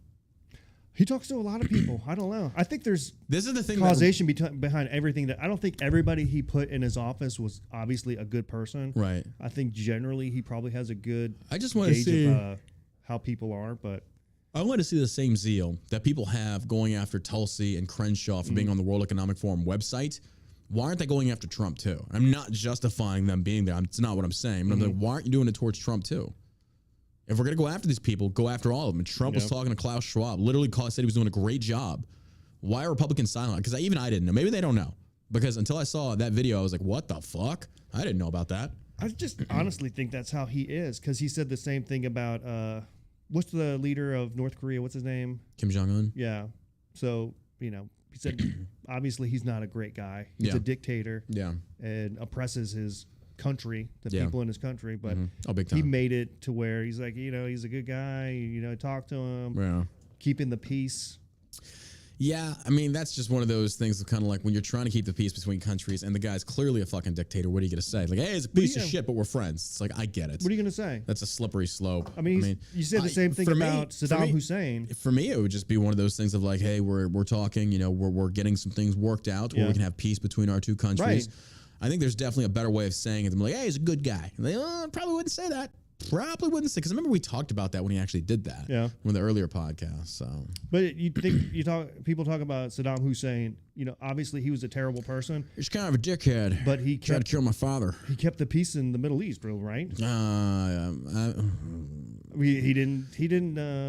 I mean, like terrorists didn't take over the. I know, but at the same token, though, he killed like over 5,000 Kurds. He gassed them, and he murdered a lot of people. So what was the benefit of having him killed and not run Iraq anymore? Well, exactly. So where are we now? So there is no good option at that point. It's like, what's the lesser of two evils? To me, it's just one of those things that like that's their country, that's their issue. It's not our issue. Exactly, that is not our issue. Like, we're not supposed to police the world. I think that was just Bush's way of trying to get back at Saddam who tried to like assassinate his dad. That's all I can think about.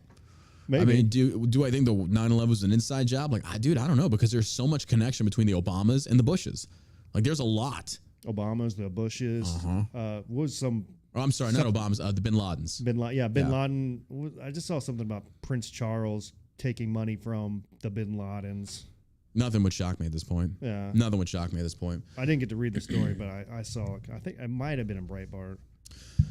Report mass layoffs coming this month to CNN parent company Warner Bros. Discovery. Mass layoffs are reportedly in the works at Warner Brothers Discovery, the new parent company of the far left CNN, with Discovery executives seeking to slash headcount as early as next week.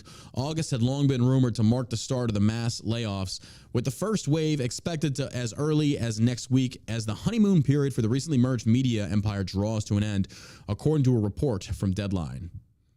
Thousands of workers are reportedly expecting to be impacted by the layoffs, which are expected to stretch through Thanksgiving. The protracted period of pain comes as CEO David Salzov cleans house amid a pledge to find at least $3 billion in savings. One of his first moves upon taking power this year was to shut down CNN Plus, the highly touted but little-watched brainchild of CNN's Jeff Zucker, who also was ousted from his position this year amid record low ratings and a sex scandal. CNN Plus was shut down just after a month of operation, a major embarrassment for the cable news network that positioned itself as ferociously anti-Trump under the Zucker. Warner Bros. Discovery also canceled the TBS show Full Frontal with Samantha Bee. The comedy show has long been a ratings underperformer with its okay, that's Samantha Bee. She wasn't even funny. Samantha. Yeah, she was the one that called, what was it? I know. Melania the feckless cunt or whatever. Yeah, Samantha Bee infamous called Ivanka Trump a feckless cunt. Recently encouraged her viewers to harass Supreme Court justice. Has been canceled after 7 seasons. How the fuck she lasted for 7 seasons beyond? She's not funny. I know. These people are not funny. They're just not. Like, that's the thing. Is like these people call for others to get harassed. Like, go beat their ass. That's what should happen. You should go harass each other. Bitch, you should get your ass beat is what you should do. The shakeup had already begun in earnest at the Warner Brothers studio, with Toby Emmerich recently leaving as head of the motion picture studio. Okay, blah, blah, blah. Yeah. A Deadline reported that big changes could also come to HBO Max streaming service. One possibility sees HBO Max being folded into a combined entity along with Discovery Plus. The streamer could also see a drastic cutback in its programming. CNN is dying, and thank God. Yeah, that would be the... oh, bro, that'd be so great. That'd be the one to buy, like if you're a billionaire. Well, I wouldn't touch it. What? No. Oh yeah, you can totally. Everything is already. All the components are there. They're there, but you got to rename it. You got to redo all that shit. That's it. I think that would come up with enough gusto that everybody would know who. Yeah, I could see that. Yeah, you just you could rebrand it. New ownership. Yeah, new ownership. I mean, change the name from CNN to something else. We're gonna call it BNN, Burke News Network. Burke News. There you go. Penis. We got the greatest gay programming that you've ever seen. But we're not gay. We just like the taste of dick. Trump blasts idea of swapping Russian arms dealer for potentially spoiled Brittany Griner. I was waiting for Trump to weigh on this. And this is the kind of stuff that I love that Trump gets involved in, because he's right. This is why people love Trump, because he does speak the language of most American people out there, especially when it comes to shit like this. Yeah. Former President Donald Trump blasted the proposed plan to swap WNBA player Brittany Griner, who was imprisoned in Russia, for arms dealer Victor Bout, calling her a potentially spoiled person. Last week, reports surfaced that the Biden administration offered the Kremlin convicted Russian arms dealer Victor Bout, who has been sentenced to 25 years in U.S. prison, in exchange for Griner and corporate security executive Paul Wieland, who had been imprisoned in Russia for allegedly espionage that he denies. John Kirby, a White House national security spokesman, told reporters that President Joe Biden personally signed off on the deal to free Griner and Wieland. The president and his team are willing to take extraordinary steps to bring them home, said Kirby. You know exactly why they're bringing her back. You know exactly why the Biden administration. If she was white, not a fucking no. Why? Paul Whelan. Who's the white other dude, guy that's nothing, in there? Nothing. Now they're going to push for this. But as soon as a black woman gets, oh my God. Oh my, the protected class of American citizens. We got to go, we got to get them out. This is ridiculous. This is fucking. Now, is Russia being too hard? 100% they are. Yes. But really? You want to exchange a Russian international arms dealer? known as the Merchant of Death. Are you fucking kidding me? Are you fucking kidding me? Like, if you want to do a prisoner swap, let's at least make it measured in the same way. It's like, okay, well, we got a Russian pot dealer. All right, we'll make a change here. She got caught bringing in pot. This guy grew pot. We'll make a swap. There you go. At the same token, Biden's trying to get her out of a Russian gulag. Meanwhile, how many people do we have locked up for weed? Oh. You fucking kidding me? Yeah. You fucking kidding? This is like so hypocritical. So hypocritical. Yeah. Fuck this bitch. The same woman who's like, I don't fucking want to play the national anthem, blah, blah. She is a spoil, but fuck her. Yeah. Who said that she's come out as like so much anti-American. Why the fuck are we trading shit for her? Hey guys, if I was president, I'd poop in a box and I'd send it over the house, swap you. She's shit, I'll give you my shit. It's the president's shit. That's a presidential poop. It's gotta be worth something. Right? Fuck, more than that John Ross guy's crappy paintings. Oh my God. Ew. Good for Trump. Call this shit out. Speaking on the radio program Clay Travis and Buck Sexton show, former President Trump referred to Grenier as potentially spoiled person for being irresponsible during a trip to Russia. She went in there loaded up with drugs in a hostile territory where they're very vigilant about drugs. They don't like drugs. And she got caught, folks. And now we're supposed to get her out. And she makes, a lot of money, I guess. And we're supposed to get her out for an absolute killer and one of the biggest arms dealer in the world. This is a killer. Horrible deal. She's fired. She's fired. So fired. He's right. Trump's right on this. He's speaking the language of most American people. Like, are you fucking kidding me? Like, really? He's 100% right. And that's why people like love Trump. He does. When he says things like that resonate with the most common Americans, that's they love them some Trump. I do think he would still get her out, though. Trump? Yeah, I think he would. He could, but it certainly wouldn't be in exchange for a fucking arms dealer. Like, hell no. Like, this is the worst trade deal ever, folks. Worst trade deal. Absolutely he not. would get her. I mean, he's not the type. He would make a good deal, though. Like, oh, yeah. They know what they're doing. Oh, absolutely. Yeah. That's all right. Well, hey, we got some good news, though. Pope Francis calls for Ukraine and Russia to stop and negotiate. All right, man. I'm going to tell you right now, okay? As I sit here on my pedestal made of gold, man, okay? Because I am the representation of Christ on earth. So you're going to fucking listen to me, okay? So, put down your fucking weapons, okay? I'm not going to tell you again. Do you know how much gas he used to fill up the Pope mobile? 125. The shit is fucking ridiculous, man. To keep my heat turned on in my palace, you know how much it's fucking costing me? Huh? Fucking cockroaches. Nord Stream 1, terrible deal. John, you might be closer with Italian accent. Argentina speaks Spanish with an Italian accent. Oh, fuck, I'm not even going to try that. To practice that in the mirror. Yeah, how the fuck do you practice that? Let me tell you something here. Ciao, cockroach. Ciao, cockroach. Ta-da. Pope Francis offers prayers for Ukraine Sunday while urging the warring parties to stop and negotiate. During my recent journey to Canada, I did not cease praying for the suffering and battered Ukrainian. Oh, well, that you know what? Man, I'm gonna sleep good tonight knowing that. Hey, thanks, Pope. I appreciate the fact that you're still praying for them. That means a lot. Outside of that, are you like doing anything for anybody outside of just making these calls? Like, are you like? You still have like a mansion made of gold. You have a lot of fucking money. A lot of I mean, let me ask you this though. Let me ask you this. If we looked at a preacher, like a Christian preacher, and he's rolling in like gold studded everything, he's making buku dollars. Don't you think you kind of have like a little beef with that? Because didn't Christ even talk about like give away your goods, support the poor, all stuff like that? And then you got a pastor that's like just rolling money. You got the what's Pat, Joel Osteen and the rest of these dudes. What's the guy's name? Pat Robertson, I think. It's over here in Fort Worth. I think that's his name. I can't remember. These dudes are making so much money. But he had a reporter stop him and ask him about his private jets and all of his cash and his spendings and everything. Wouldn't this be in the same arena? Yep. But if like, it's why the Pope, do you need a gold scepter? But if it's the Pope, it's okay. Like, how is that different? Because he's the vicar of Rome? Like, no. I know he's not. He's not a lawmaker, right? Yeah. Didn't Christ say the same thing to everybody? Like, I don't know. I just think when anybody is like claiming to be a preacher and they represent the Word of God and all those things, and then you're rocking like tailored suits and you're just living the high life. Yeah, there's something probably wrong with that. You should probably practice what you preach. Kenneth Copeland, that's who it was. Kenneth Copeland? Yeah. Okay. You guys got it. Yeah, there you go. Kenneth Copeland. But yeah, I mean, hey, they're well within their rights to go up and ask the guy, you know, why do you think it's necessary for you to go out and have like 2 Gulfstream jets? Yep, I agree. Because we've got to spread the message of a God across the world, mainly to the Hawaii and the Caribbean and the nice vacation places. They could fly commercial. You could fly first class. Why are people like going after people like Elon Musk for like you could end world hunger, but you're not like saying anything about the Pope that could literally do the same. Well, maybe not the same as Elon Musk, but he's got so much money and pull.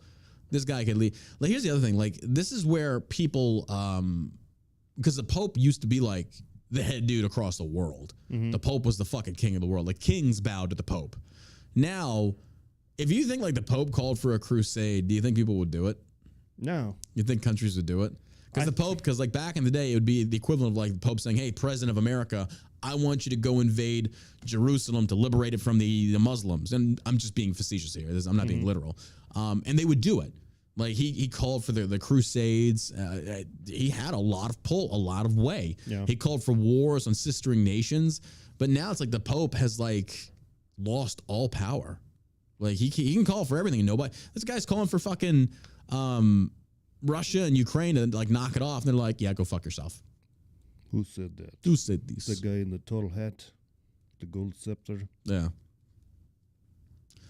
I don't know. Yeah. I don't agree with the Pope. And plus, he's a fucking liberal. This guy, like, no. Well, here's some other funny news. Climate activists rage against Taylor Swift's private jet taking 170 flights this year. Same for people like Leonardo DiCaprio. All these green activists are some of the biggest polluters. Yeah. But they're gonna come and they're gonna talk at us. They're gonna preach to us like we're the main contributors of pollution. When we're just trying to live, like we might go on one vacation once or twice a year if we're lucky, but we're the problem. Like Taylor Swift, 170 flights on a private jet just this year. Hey, I'm all for it, but keep your damn mouth shut. Exactly. Don't preach about to pollution me. and all that other exactly. shit. Like if that's how you want to get around, awesome. Do your thing, but don't you fucking sit there and tell me and preach to me about like going green. Fuck you and your green. Yep. According to the research from Yard, a sustainable marketing agency that gathered cutting-edge data on the celebrities with the worst private jet CO2 emissions in 2022, Swift's private jet flew 170 times this year with an average time of 80 minutes. Taylor Swift might be today's pop princess, but Yard's research found that Miss Swift is the biggest celebrity CO2e polluter of this year so far, racking up a total of 170 flights on a private jet since January. Taylor has amassed a vast 22,923 minutes in air, 15.9 days. Quite a large amount considering she is not currently touring. Taylor's average flight time is just 80 minutes and an average of 139.36 miles per flight. Her total flight emissions for the year come in at roughly 8,293.54 tons. Tony's 36-minute flight. Okay. Swift's carbon footprint was followed closely by boxing champion Floyd Mayweather, while movie mogul Steven Spielberg stood at number 6. I'd like to see where Leonardo DiCaprio stands. That guy screams the loudest sometimes. Legendary film director Steven Spielberg is 6th list. Blah, blah, blah, blah. All right. And then people are tweeting out. One dude says the problem goes far beyond Taylor Swift and private jets. Celebs, corporations, the uber rich leaving massive carbon footprints is a worldwide trend. The wealthiest 1% emits about 70 times more carbon than the bottom 50%. And Taylor Swift's reps are inept, lol. She loans her jet to other famous people to pollute the skies is not the move. The correct strategy is to ignore this, plus have Taylor make a self-depreciating joke about it. After that, you take the jet out of commission and leak the news. I mean, the story is completely false. Here's the official statement from her reps. Of course. Of course you're going to say. What are they saying? Rep for Taylor tells us Taylor's jet is loaned out regularly to other individuals. To attribute most of all of these trips to her blatantly isn't blatantly incorrect. Okay, sure. It's still your jet. Like that doesn't change anything. It's still your jet. Yeah.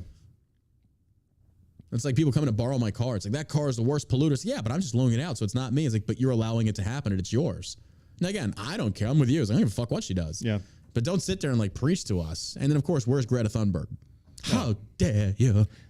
How dare you? D-Swizzle. Why? Why? Why, T-Swizzle? You're killing the birds. Who's she? Let's see. I think I just think she's a bonehead. I think they're all stupid. Yeah. I mean, did you ever, there was this one, I think it was her documentary that she did. Oh, God, yeah. Did you see that? Where she was on the attractions, and oh, my God. Where she endorsed the Democratic nominee for Tennessee, and she was so destroyed when her candidate lost. Like, she really felt like her endorsement was the law of Tennessee. Oh, yeah. Everybody got behind. She had so much. She's clearly out of touch. Yeah. Well, these are celebrities. I mean, most of them are, And her, just the way she handled herself after hearing that information was just, you could see the entitlement these people actually have for themselves. Yeah. Like, what do you mean my opinion didn't change anything? Like, yeah. Well, actress Lena Dunham, overruling of Roe v. Wade, one of the darkest days of my life. Why? You're ugly. Oh, you see where Matt Gaetz is doing this now? Yeah. Bro. Everybody's sending me this video. I was like, does he listen to podcasts? Like, I don't know. No, maybe. Maybe. Because he's literally saying what I've been saying. I know. He actually had the balls to say it. I'm like, damn, good for you, bro. Good for you. He was going to say unfuckable. He damn near did. I know. He damn near did. I love it. And I'm like, finally, here's the thing. Oh, my God. Let this grow into a trend. Ugh. Let it grow into a trend and make fun of them because it's funny. It's like, why is it the fat, unfuckable ones are the most worried about not being able to get abortion? Like, who's fucking you? Nobody. What are you talking about? Oh, my God. That's why most of you turn gay. Leah, what's she? She did a book where she even talked about that she fucked her sister. Filmmaker Lena Dunham, who once said she had never had an abortion but wishes she had, says the U.S. Supreme Court's decision to overturn Roe v. Wade was one of the darkest days she's ever experienced in her life. But you've never even had an abortion, so what are you worried about?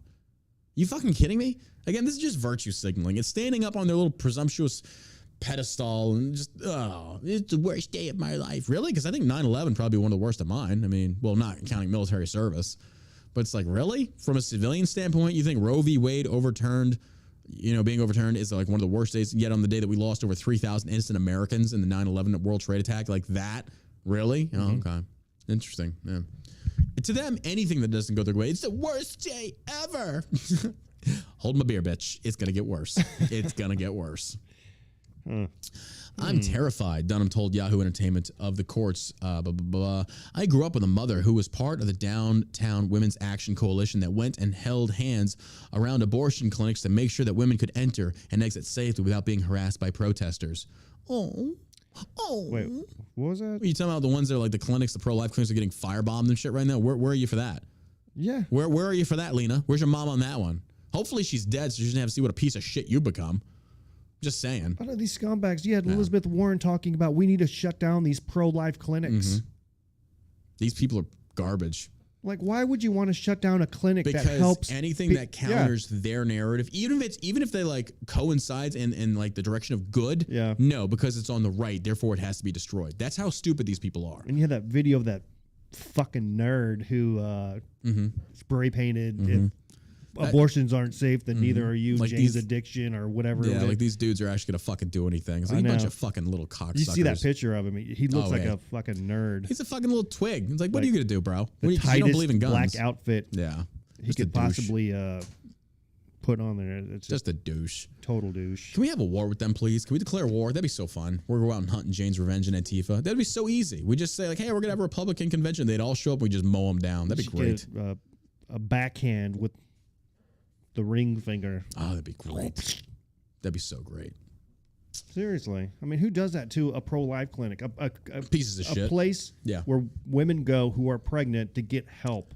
And you're going to firebomb it? It'd be great. It'd be great to see them like getting ready to launch that Molotov and you just drop them. You'd fucking, oh man, I'd love to have my Savage just sit there and just rack that one and I'm telling you. Just watch them drop and then like the Molotov explode on the ground and engulf them in a thing of flames. Oh, that'd be so good. That'd be like at least 5 points in Call of Duty. At least a free airstrike. If anything, I'd clip it. That's for sure. All right. Brooke Shields. Once a woman is over 40, they're out to pasture. You really whining about this? Actress Brooke Shields says once that a woman is in show business is over 40 years old, she is put out to pasture. You knew this. What do you tell? Yeah, okay, so. I mean, not in all cases. Case in point, you still got fucking Jane Fonda. She's still making movies. I don't know why. Yeah, I don't know why. She just needs to die. Piece of shit. Jane Fonda? What was the last movie she put out? She's put out a few. I mean, she's not mainstream. She says, I'm still in a career. I'm still working. I'm here. And I was shocked by how unrepresented I was. Shields told Gayle King in a preview of an interview with Oprah Daily. You're either in your 20s and sexy and fabulous, or you're independents. Okay, that's how it's always been. You chose to participate in that culture. Mm-hmm. Now, if you want to change it, hey, good for you. You can't sit there and get mad when the demand is not there. I'm just saying. How many older women are doing action scenes? Like, she going to go play the Black Widow in the Marvel series? It's not like she was a great actress anyway. I mean, she just wasn't. She was a model. Yeah. The 57-year-old actress said she is upset by her wanting status in the hyper-competitive entertainment industry. It's like from 40 on, we start living in our lives and we're not marketed to. Once you're over 40, you stop working. You're like put out to pasture. And I was incensed by that, Shields said. Go to Broadway. Go do plays. Go do theater. If your passion is acting, then continue it. There are other places you can go to. Hollywood probably isn't one of them because she's right to an extent. She's right to an extent. Yeah. But at the same token, there are other places where you can still practice your craft that you claim to love. In June, the actress appeared on the Very Well Mind podcast where she said, we've just become used to how we're spoken to about, and we're told you hit a certain age and they just put you out in the pasture. Oh, your ovaries are no longer going to make the world continue, so we're just going to kind of lump you over there. I don't think that really has anything to do with it. As far as your ability to reproduce. Sounds like somebody's having a hard time getting older. I think she's getting a little midlife crisis there. Yeah. Like, calm down. Calm down. You're getting old. Does she have a nose ring yet? Not yet. That's what she needs to do. Dye your hair purple. Stop shaving your arms. Put a nose ring in. You'll be fine. They'll bring you right back into the folds. Yeah, get a convertible. Yeah. The Blue Lagoon star went on to admit that she had never thought about this when she was in her 20s, but now that she has passed 50, she feels like nobody is out there talking to me. You're just wanting to see fame again is all it is. The idea is that the only time you're really ever alive and vibrant, I think that we've just gotten used to it, Shields says. Wouldn't that just mean that like you create your own happiness? Why are you putting your happiness in other people's hands in regards to whether you work in the entertainment industry or not? Yeah. I mean, I get that we want to pursue our passions. Don't get me wrong, but there are other ways of going about it. You've got the money. Why not start your own thing that appeals directly to the demographic that you're representing? You can do it. You have the money. Why not do it? Maybe a Cocoons reboot. No, oh my God. There's going to be a lot of people that don't get that reference, but I get it. I get it. If you don't know what Cocoons is, go look up the movies about old people. Oh my God. Come on. Oh my God. I just think it's funny to me. Last year, Nicole Kidman called out ageism against women in the entertainment industry, saying actresses are often pushed aside once they start to reach their 40s. Because that's what people want to see in the movies. I'm sorry. I don't want to see a 60 or 80-year-old Bond girl. I just don't. Is it like that for men as well? I don't know. I don't know. Is it like that for men? I mean, I don't pay attention. Nobody really fucking cares. I don't live in that world, but they do. That's like, that's the path you chose. That's how it is. If you want to change it, hey, I'm on board with that. Good, change it. But if the need is not there, then you can't get mad. You can't get mad at people for not wanting to watch your movies. You just can't. Yeah. It's stupid. It's like the people just don't want it. Mm-hmm. Like, I'm pretty sure Brooke Shields came out in this like action-packed thing starring Brooke Shields. I'm probably not going to watch it because I never thought she was a great actress to begin with. I just didn't. No. I don't know. Like, is it different for men as they get older? I think so. Yeah, because then you got the young up-and-comer, young hot dudes or whatever. They take over. I mean, honestly, I don't really care. Yeah, I don't fucking care either. Sounds like she's whining. I think it's just, well, actually, there are older actors that are men that are still acting, but they're like Anthony Hopkins, an amazing actor. Mm-hmm. People aren't going to like it, but Tom Hanks, an amazing actor, even though they're going to talk about all the fucking shit with him. There's another actor you think Tom Hanks is, I don't know. I kind of feel like he plays Forrest Gump in every movie that he's been in. I would say Forrest Gump. I mean, he has his own way of doing things. Yeah, I don't know. Al Pacino, another great actor. He was in House of Gucci. Was he? Yeah, he plays a really good role. Jared Leto, He's like over 50, I think. Is the he? lead singer of 30 Seconds to Mars. He's up there. Really? He's an amazing actor, amazing singer. I don't know. Maybe it's different for women. Men, I mean, because I think, don't they say like men age gracefully? Well, that's not always the case. But I don't know. Patrick Stewart. Yeah, another great point. Patrick Stewart, amazing actor. He rebooted Star Trek, although it was garbage. I couldn't even make it past the first season. Just couldn't. It was so bad. It was so fucking bad. Couldn't do it. Pacino was a great actor in the 80s. What are you kidding me? Pacino's an amazing actor. He's very versatile.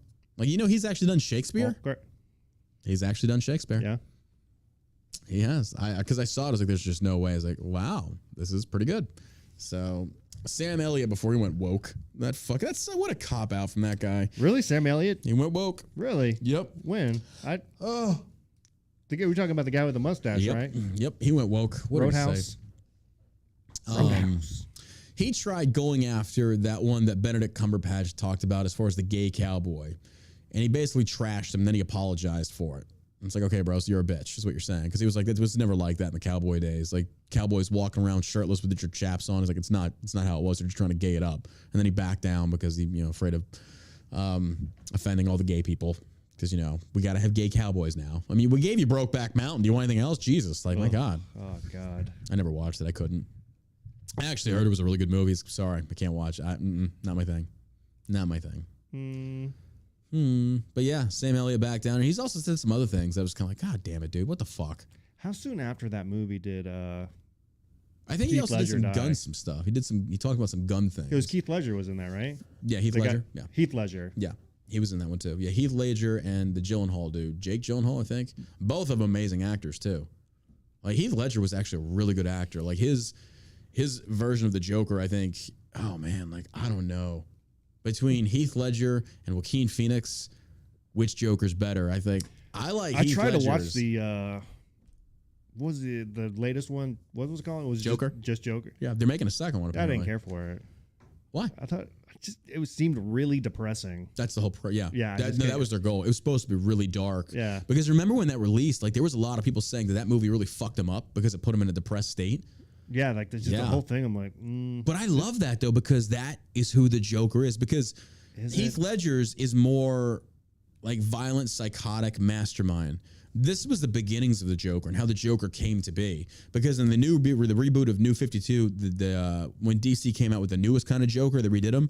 Because before he was, and they've depicted him in various different ways, like the gangster type that Jack Nicholson was. He was like a gangster, mafioso type. Yeah. Versus the newer version they're trying to produce promote is the psychotic. He's literally psychotic, but he's a psychotic genius. And I love that version. The mafioso, that's been done. Let it die. This shit right here, dude, because I think it resonates with a lot of people out there. Like, just example, like the Joker, when Joaquin Phoenix does the video, and then Robert De Niro is the talk show host, and he's making fun of the video, then he brings him on. There's like, that's true today. Like, that happened. Like, Tosh.0 did a lot of stuff like that. Like, internet, whatever. I forget what. He'd bring on people from, like, these viral videos and get them a chance to, like, internet redemption or some shit like that. But he would make fun of them. And in the Joker, this dude pulls out a gun and blows his fucking head off. It's like, well, that's what happens. I mean, I shouldn't say it was, but it's like I can see that happening. well, maybe shouldn't have made fun of him. I mean, but it's like it was believable. It was very believable, and I think that's why it resonated with a lot of people because they understood where he was coming from. I think there are some videos like that where people have been shot on live television. I know The Crow. Yeah, Brandon Leon the Crow, he died on the set. No, I'm talking about actual live interviews. Oh. Like news interviews. I know there's like one or two that float around where somebody's like actually killed on live television. Like, oh, no, I have no idea. Yeah, I have to look into that. I know there was the... oh, God, it was on live TV. It was the assassination of... was it JFK shooter? Yeah. Dillinger was assassinated live. But there was another one. There was another one where a dude's daughter, I believe, had been raped by this guy. Oh, yeah. And he was at the payphone. And he just shoots him. I don't know if it was like a snub nose, guns him down. I think he got off for that, too. Did he? I think so. I don't remember. Rightfully so. Yeah, they're even saying in the chat, the famous one's the dude who shot his daughter's killer. That's the right, yeah. And don't forget, Alec did kill a guy. Yeah. Alec killed a guy. Alec killed a guy. Yep. That is true. And it turns out that Van Taylor enjoys a drink while getting a rim job. There you go. Actually, Alec killed a girl. We got to change that. Alec killed a girl. It's true. It just doesn't roll off the tongue as good. It doesn't. You're right. So I think maybe we do a T-shirt that says Alec killed a guy. I think that'd be in such bad taste, though. Like, I would love to do it for the podcast, but that's a bad taste. I think it was...